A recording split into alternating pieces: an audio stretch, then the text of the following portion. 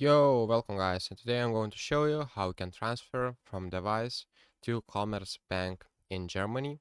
So it is pretty simple and easy to do. Just open up your Wise account and here open the app. In the app you'll need to click on the payments, go to the payments, here to the send.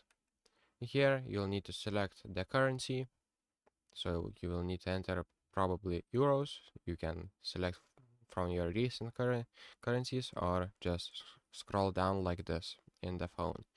After that, you'll need to find and click on bank details. Here select who's your recipient. If it's yourself, click on myself. If it is someone else, click on someone else. And if it is business or charity, click on that one. And after that, you'll need to select recipient's bank details, how you want to enter it. If it is local bank account, click on local bank account.